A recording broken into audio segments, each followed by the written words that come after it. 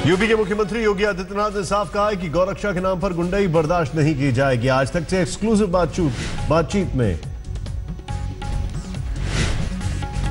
बातचीत में योगी आदित्यनाथ ने यह बात कही।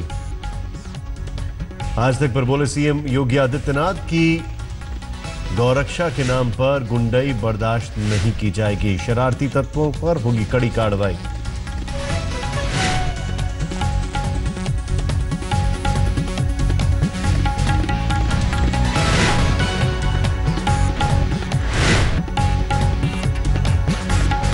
अब से कुछ ही क्षणों पहले उत्तर प्रदेश के मुख्यमंत्री ने वाराणसी में आज तक से खास बातचीत में कहा है कि सख्त से सख्त कार्रवाई होगी अगर कोई भी गुंडाई होती है। देखिए, गौ सेवा तो हमारी सनातन हिंदू धर्म की परंपरा है और उसमें मैं भी करता हूँ। मुझे भी अवसर मिलता है तो मैं गौ सेवा बहुत अच्छा पुण्य का कार्य मानता हूँ। लेकिन गौरक्षा के नाम पर कानून हाथ में उठाने की छूट किसी को नहीं है और इस मामले में उत्तर प्रदेश के अंदर कोई घटना नहीं घटित हुई है और उत्तर प्रदेश के अंदर कोई घटना घटित हुई नहीं होने देंगे। पहले से सबके लिए एक लक्ष्मण रेखा तय कर दी गई है।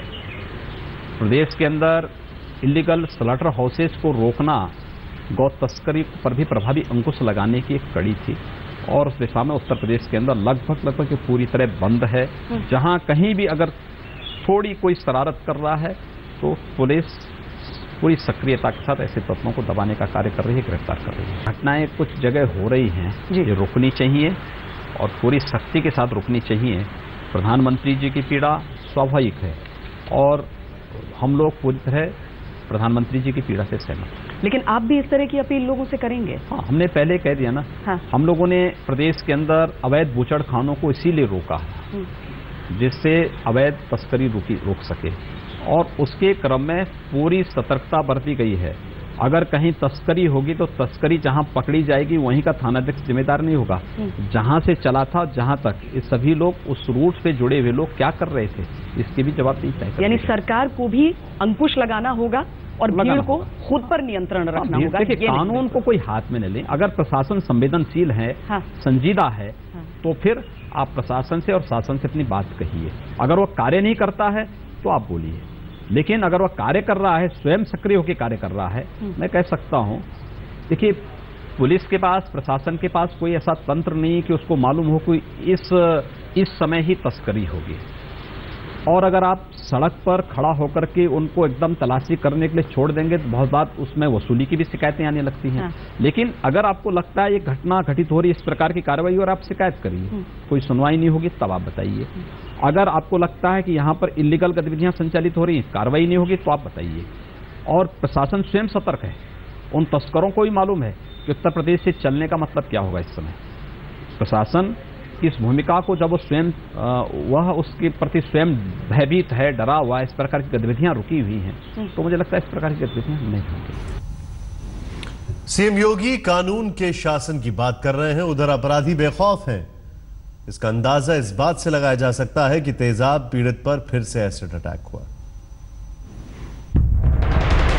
पीने का पानी वो ले रही थी, तो यही ढक्कन यही बॉटल पड़ी थी और वैसे ही कूद के वहां उतर गई है और वही मर गई।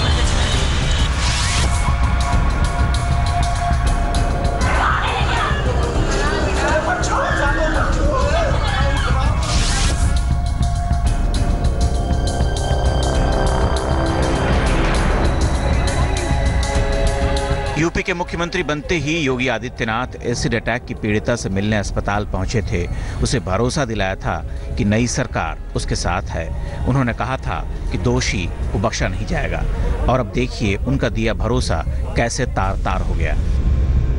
कैसे यूपी के बदमाशों ने उनका मखौल उड़ाया।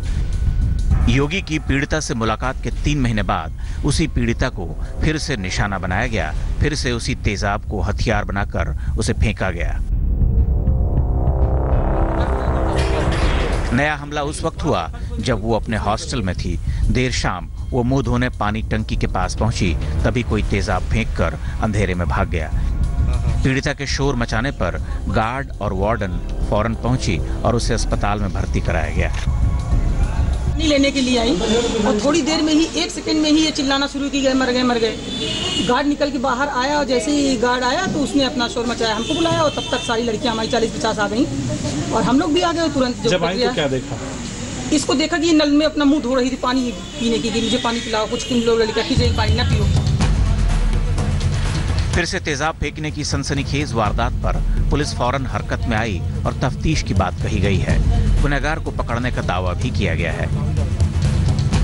इस संबंध में इसके घर वालों को हम लोगों ने सूचित किया है। घर वाले आते हैं, जो भी एफआईआर ये देते हैं, लिखवाते हैं, उस एफआईआर को लिख के और फिर उसकी विवेचना की जाएगी सही ढंग से। ऐसे तो हम लोग, हमारी विवेचना शुरू हो गई है। तेजाब कांड से पूरा यूपी सन्न है। आखिर कोई इस कदर हिमाकत कैसे कर सकता है? क्या योगी राज में भी कानून की परवाह नहीं है, पुलिस का डर नहीं है? आशीष श्रीवास्तव, लखनऊ, आज तक। योगी आदित्यनाथ ने आज तक से बातचीत में भरोसा दिलाया कि पूरे मामले की ईमानदारी से तफ्तीश होगी। ये छठी बार ये घटना घटित हो रही है और आज जो मामला सामने आया है वह स्वयं हाथ से लगाने का प्रकरण सामने आया है। तो हम लोग इस बात की जांच करा रहे हैं कि सचमुच एक घटना घटित हुई, क्योंकि वे जिस हॉस्टल में रह रही हैं वे पूरी तरह सुरक्षित हॉस्टल है। कोई बाहरी व्यक्ति वहां जा नहीं सकता है। उस सब के बावजूद एक घटना की कैसे वहां पे चीजें हुई हैं, हम लोगों ने इसीलिए ऑब्जर्वेशन में इस चीज को रखा हुआ है, क्योंकि उस समय मैं स्वयं केजीएमयू में मिलने के लिए गया था, देखने के लिए मैं गया था और एक घटना हम लोगों ने इसीलिए उनको सुरक्षित ठिकाना भी दिया था। ये घटना सचमुच घटना है या फिर घटना के नाम पर कुछ लोग केवल बदनाम करने की साजिश रच रहे हैं, इन सब चीज सबकी तह में निकला जाया जा रहा है। अब तक की जो रिपोर्ट आई है मुझे लगता है कि वो शाम तक क्लियर हो जाएंगे और मुझे लगता है कि कानून किसी को संरक्षण देने के लिए है। अगर कोई दुरुपयोग करेगा तो कानून को उसको भी गिरफ्त में लेना होगा। हमें इन सब मामलों में ये भी देखना होगा। बहुत बड़ी ओर इंगित कर रहे हैं योगी आदित्यनाथ। तेजाब कांड पर सियासी पारा चढ़ गया है। विपक्ष ने सरकार के खिलाफ मोर्चा खोल दिया है। राजनीतिक रिएक्शंस आने शुरू हो गए। आइए देखते हैं।